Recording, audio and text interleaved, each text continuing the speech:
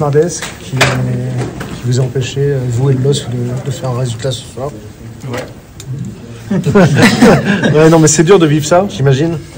Ouais, c'est dur. Après, moi, de mes tâches, voilà, tu vois que c'est compliqué. Donc, tu essayes de limiter la casse un maximum. Parce que, voilà, on n'a pas été au niveau. Paris a aussi été, on a vu que, enfin voilà, ils étaient au-dessus, ils étaient bien au-dessus en première mi-temps.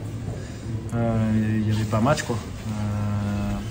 C'est sûr qu'à 4-0 à la mi-temps, ça secoue un peu la tête et voilà, en deuxième mi-temps, c'était essayer de montrer quelque chose de meilleur, de ne pas prendre de but en plus et voilà, je pense qu'on a réagi positivement et voilà, même si le score est lourd, perdre 4-1 à Paris, après ce qui s'est passé, il y a pire, on va dire. Le président est passé. Dans cette équipe.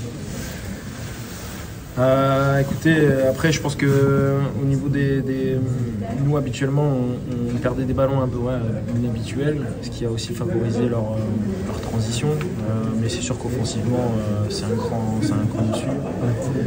Il y a une vitesse d'exécution, des courses beaucoup plus importantes que nous.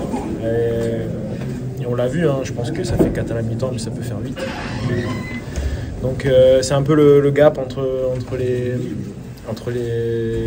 top équipes européennes et nous qui sommes une bonne équipe. Donc après voilà, des fois faut aussi accepter de tomber aussi contre une équipe supérieure. Le président est passé et a dit que ce qui l'inquiétait un peu c'était l'attitude et qu'il y a la Ligue des Champions, oui, mais il y a aussi le championnat à pas oublier, le prochain match contre Montpellier. Est-ce que cette histoire d'attitude, c'est aussi quelque chose qui, toi, t'inquiète un peu ce soir? Non, moi, je ne suis pas inquiet du tout. Je suis persuadé qu'à Dortmund, ce sera un match complètement différent. Je suis persuadé que Dortmund est une grande équipe, mais je pense qu'elle n'a pas le niveau de Dortmund et puis de Paris, pardon. Et je pense que chaque match ne se ressemble pas à ce qui se passe aujourd'hui. C'est pas pour autant que ça va se passer mardi. Je ne nous sens pas affaibli, forcément, on n'aime pas perdre, mais non, pour le coup, moi je ne suis pas inquiet et on se doit de rester soudés, de donner de la force pour que mardi on aille faire un résultat là-bas. Il appuyait sur dire qu'il y a la Ligue des Champions, mais il y a aussi le championnat qui est très important. Il parlait du prochain match de la semaine prochaine et il attendait, c'est surtout une réaction en championnat. Vous comprenez son inquiétude? Ouais, après, écoutez, on a Dortmund mardi, donc on va penser au championnat après. On va d'abord jouer mardi, puis après on jouera samedi, puis après on jouera mercredi. Voilà, aujourd'hui, il n'y a pas d'alarme. Paris n'a pas encore perdu un championnat. Toutes les équipes qui viennent ici perdent, donc je pense que c'est la première mi-temps qui fait un peu tâche.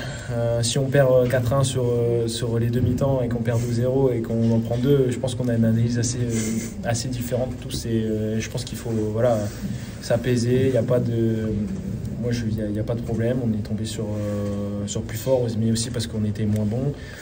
Mais oui, on essaie d'être bon sur tous les tableaux. Après, on a beaucoup travaillé la saison dernière pour jouer à la Ligue des Champions, pour la jouer à fond.